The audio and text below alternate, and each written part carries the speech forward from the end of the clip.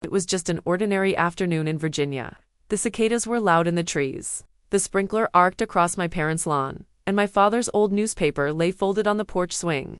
On the surface, everything looked calm, familiar, safe. Yet the quiet pressed on my chest like a weight. I had just returned from overseas, a uniform still in my suitcase, and all I wanted was one simple thing: to see my car waiting where I left it. But the garage door was open, and the space inside was hollow. No gleam of chrome, no rally red shimmer, no sound of a machine holding its breath, just empty concrete. That was the paradox I had faced. Desert firefights and foreign battlefields. But nothing prepared me for the silence of that garage. My name is Captain Emily Carter, 30 years old, an officer in the United States Army. People imagine soldiers, like me, dream of medals, rank, or a house with a flag out front. My dream was smaller, stranger, and louder. A 1969 Corvette Stingray, the car I had once whispered to myself I would own. That promise began in my grandfather's garage when I was 7. He was a World War II veteran, his back bent, but his hands steady as he rebuilt engines, piece by piece. While other children traced coloring books, I sat beside him on a stool, my small hands blackened with grease, learning how to coax life back into a Jeep that had carried soldiers across Europe. He taught me the language of machines, the way a spark plug could change a heartbeat, how oil smelled different when an engine was sick. "Cars have souls, Emily," he would murmur, wiping his brow. "If you listen close, they'll tell you what they need the first time." He pulled back a tarp and revealed a Stingray, red like fire under dust. I held my breath. That was the moment I made my vow. One day, this dream car will be mine. My parents never believed in that vow. My mother sighed when I came home smelling of gasoline, muttering that I should care about dresses instead of dips. My father shook his head, more disappointed than angry. And always there was Andrew, my younger brother, delicate, adored, praised for everything I was not. Ballet shoes for him, hand-bound boots for me. A sweet 16 party for him, a slice of cake at the kitchen table for me. I loved him, but I also learned early that in this house I would never be enough. So I chose the Army. Discipline, grit, sacrifice, it became the family I lacked. I worked, I served, I saved. No vacations, no luxuries, just years of hunger for one goal. The day I finally signed the papers for that Corvette Stingray, I heard my grandfather's voice as clearly as if he were alive. "We did it, Nessie." That car was my proof that sweat, discipline, and sacrifice could turn into beauty. Yet standing in my parents' driveway, the ordinary hum of summer all around me, I felt my world tilt. The dream I had bled for was gone, and the war I never expected, the one inside my own family, was about to begin. The silence of that empty garage carried me back not to Virginia, but to the desert. Afghanistan had a way of burning itself into your memory. The smell of dust and cordite, the taste of sand and every bite of food. For 2 deployments, I lived in that world. Nights on the hard ground, where the sand never cooled. Days sprinting under a sky cut with gunfire. Months surviving on MREs until I could no longer tell the flavors apart. While Andrew was handed a brand new Mustang the day he graduated high school, a ribbon tied neatly on the hood, I counted crumpled bills and watched every dime of my Army pay vanish into savings. There were no shortcuts for me, no gifts waiting with a bow. My reward was survival. My luxury was a cot in a tent, and my hope was a single promise. I whispered to myself each time the desert night grew too quiet. "Hold on. One day you'll drive." At 7 years. 7 years of grit, sweat, and discipline, of missed holidays and birthdays spent in uniform. 7 years of writing letters home that no one ever answered. But at the end of those years, there it was. My 1969 Corvette Stingray Rally, red curves like fire. The dream car that had lived in my head since childhood. $85,000, every cent carved from sacrifice. The day I signed the title, I stood in the dealership's parking lot longer than I should have, just staring. My hands trembled when I touched the door handle, as if I were afraid the dream might dissolve into dust. Then I slid into the driver's seat, turned the key, and the engine roared alive. It wasn't just a sound, it was a heartbeat, deep and steady, the echo of my grandfather's chest when he lifted me onto his knee. Driving it back through the gates of my base, I felt something rare, a stillness inside, a certainty that all the years, all the scars had led me here. I whispered, the only words that mattered. "We did it, Grandpa." That car wasn't bought with money alone. It was bought with miles, marched, nights endured, bullets dodged. It was my blood and sweat forged into steel and chrome. And for a fleeting moment behind that wheel, I believed I had finally claimed the one thing no one could take from me. For a time, I thought I could finally breathe. The Corvette was mine, the promise fulfilled. But the Army never lets you rest for long. In June, orders came down. I'd been selected for a NATO training exercise in Germany. It was the kind of assignment that could open doors, the sort of line on a record that nudges a career forward. I should have felt pride. Instead, I felt the weight of absence pressing in 30 days away from the car I had bled for. The base where I was stationed wasn't secure. Theft happened. Vandalism happened. I couldn't bring myself to leave the Corvette exposed to strangers. So I made the decision I would come to regret. I drove it home to Virginia, back to the garage where I once built dreams from rust and oil. Before I left, I stood in that garage with my father. The air smelled faintly of cut grass and gasoline, a mix of childhood and war. I met his eyes and said slowly, each word heavy, "Don't drive it, don't touch it. Just start the engine once a week." He nodded too quickly, and then looked away. That flicker so brief, I almost doubted I saw. It stirred something uneasy in me. That evening we gathered, for dinner. The four of us, at the same table where I had once counted candles, while Andrew blew them out. He was scrolling his phone between bites of steak, sighing loud enough for the walls to hear. "All my friends are going on Caribbean cruises," he whined, eyes fixed on the screen.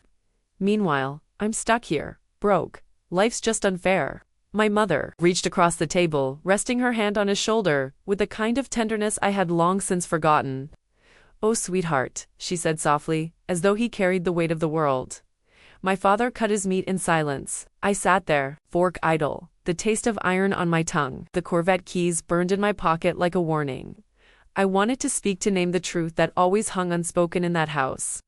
That his wants were luxuries, while my sacrifices had been survival. Instead I swallowed it, pushing the words down where they would gnaw at me through the night. I told myself it was only 30 days. 30 days and I'd be back behind the wheel. 30 days in my car. My dream would still be waiting. 30 days, I repeated it like a prayer while I was gone. 30 days and I would be home, back behind the wheel. Yet, when the transport plane touched down at Ramstein, my pulse didn't quicken the way it did when missions began. It quickened when the taxi back in Virginia turned into my parents' driveway. I wasn't thinking about NATO reports or training exercises. I was thinking of that garage door lifting to reveal red steel and chrome, but the door was already open. The space was hollow. Concrete floor, oil-stained, nothing else. My breath caught in my throat, sharp and dry. The driveway blurred, as I stumbled inside, my heartbeat pounding in my ears like boots on parade ground. In the kitchen, the world was calm. My mother sat at the table, steam curling from a cup of tea, her face as composed as Sunday mornings in church. She didn't even look up as she spoke, voice casual, almost relieved. "Thanks to your car, Andrew finally got the trip of his life." I froze. My lips parted, but no sound came. When words finally did, they cut like glass. "You sold my Corvette Stingray." The last word cracked in my throat. My father exhaled as though my grief was an inconvenience. He set his knife down, rubbed his forehead, and said with a weary finality, "You're a soldier, Emily. You've got money. You'll buy another one. Andrew only has one youth." For a moment I almost laughed. Not the kind of laugh born of humor, but the bitter kind that claws its way out when the truth is too heavy to swallow. They had stripped from me, not just a car, but the proof of years spent in deserts, of nights slept under foreign stars, of sacrifices carved into my very bones, and they dismissed it with tea and sighs. I looked at them, my mother's calm, my father's resignation, and I understood something that the battlefield had never taught me. Enemies are not always faceless men with rifles in the distance. Sometimes they are the people who raised you. Sometimes they sit across the table sipping tea as though they haven't just betrayed your very soul.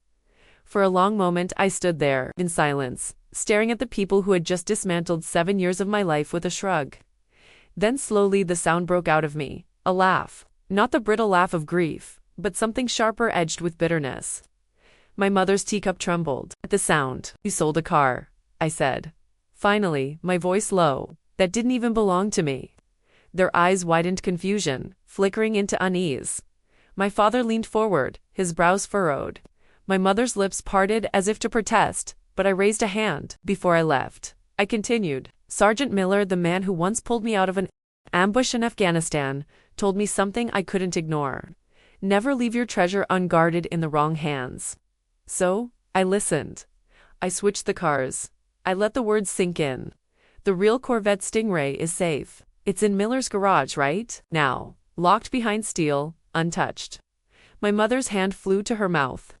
My father sat back in his chair, color draining from his face. What you sold, I went on, was a replica, a near-perfect build owned by Major Ryan. My voice steadied, though my pulse hammered in my throat. My boyfriend. He loaned it to me for one purpose, to test your loyalty. The kitchen felt smaller with each word, the air taut as wire, and then the door opened. Ryan stepped inside in full uniform, his presence filling the room like a cold front. His eyes, hard and unblinking, swept over my parents before his voice cut through the silence. You just committed auto theft fraud in Virginia. That could mean 10 years behind bars. The weight of his words landed like artillery. My father's face turned ashen. His jaw clenched, but no words came. My mother's hands shook as she whispered, We didn't know. But I had learned something the army drilled into us. Something that could never be unlearned. Ignorance is not a defense. I looked at them then, not as a daughter begging for recognition, but as a soldier who had finally seen the battlefield for what it was. And for the first time, I didn't feel small in that house. I felt like the ground itself had shifted, the silence finally broken, and all the years of dismissal turning back on them like a mirror. They could not escape. The silence after Ryan's words was broken, not by my parents, but by the sharp ring of my phone. For a moment, I almost didn't answer, but something in my gut told me to. This is Peter Wallace, a man's voice said. Firm, clipped, military in tone. I just bought a Corvette Stingray from your parents. There's a problem with the paperwork. The name struck a chord. Wallace, former Marine. I remembered hearing of him once, a collector who treated cars with the same respect soldiers gave their rifles. Straightforward, principled, and above all, a man who understood the law. I swallowed hard. Where did you get my number? From the bill of sale, he replied. Your signature is on it, or at least it's supposed to be. My blood went cold. That night, I drove straight to base. Straight into the office of a JAG lawyer. The fluorescent lights hummed overhead as she flipped through the documents Wallace had scanned and sent. She didn't take long, Forgery, she said flatly, tapping her pen on the page. Your parents signed your name. They sold property that was never legally theirs. That's fraudulent transfer of assets. At best, it's civil liability. At worst, she paused, meeting my eyes. At worst, it's a felony. They could face criminal charges. I leaned back in the stiff chair, every nerve in my body taut. Outside, the flag on the parade ground snapped in the night wind. Inside, my family's betrayal was being catalogued into legal language: fraud, forgery, theft, cold words for wounds that still bled. And then my phone buzzed again, not Wallace this time. Social media, Andrew's account lit up with new photos. Champagne bottles spraying his arm around a woman I didn't recognize. His grin wide under the Caribbean sun. The caption read, Living my best life. I stared until the image blurred. My hand shook so hard I nearly dropped the phone. That yacht, that laughter, that indulgence, it was all paid for with what I had carved out of dust and sweat. It wasn't just a car anymore. It was years of sacrifice turned into his vacation. And in that moment I understood Andrew wasn't just careless. He was complicit. He was celebrating with the blood and sweat that were mine. The image of Andrew laughing on that yacht wouldn't leave me. It played over and over until my resolve hardened into something sharp. That night, I called him. My voice was steady, colder than I'd ever heard it. Andrew, we need to talk now. At first, he tried to joke, tried to deflect. But when I said the words prison time, the silence on the other end stretched long. I could almost see the color drain from his face through the phone. Within an hour, he was home. I gathered them, all in the living room. My parents on one couch, Andrew pacing near the fireplace. Beside me sat Ryan, still in uniform, and Sergeant Miller, arms crossed, steady as a rock. They weren't just company. They were witnesses, guardians of the truth. I was about to force into the open. The words erupted out of me, raw and long buried. Since childhood, everything was Andrew's. The toys, the praise, the attention.